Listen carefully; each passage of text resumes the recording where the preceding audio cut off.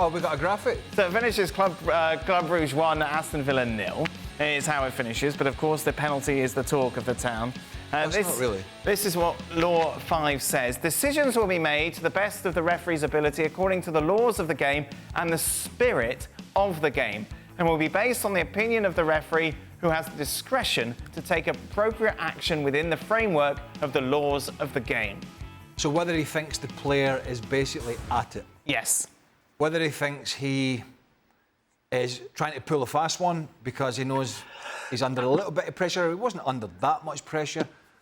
And we did see it in the Arsenal-Bayern game, which wasn't given as a penalty. I think it's crystal clear there that Emi Martinez rolls him the ball out. Yeah. Right? I think that's pretty clear. And so the mistake comes, and Mings is not complaining. No.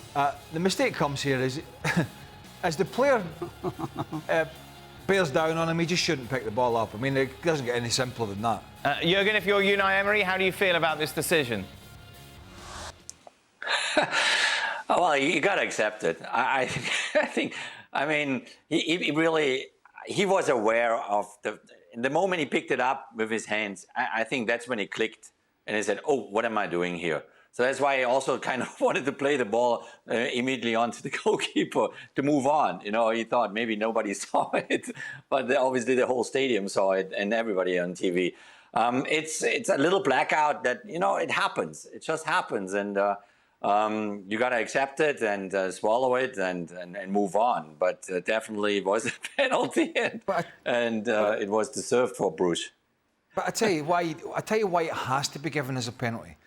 Because if it wasn't, you'd see this every weekend. Right.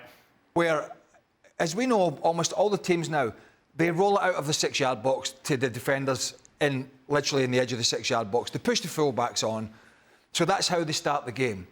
Now, if they don't give a penalty there, players are just going to do that all the time. As soon as somebody puts them under pressure, they're just going to scoop it up and go, oh, sorry, and roll it back. So the referee had to...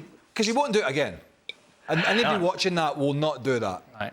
So it's down to the referee whether he bottles it or not, basically. So do you think he made the right decision? Oh, 100%. Right. Listen, the one we're talking about, Arsenal with Bayern. Yes. The referee bottled it. Right. The referee just bottled it, plain and simple. Right. Because every single person sitting watching that, particularly former players, are going, he's trying to pull one here.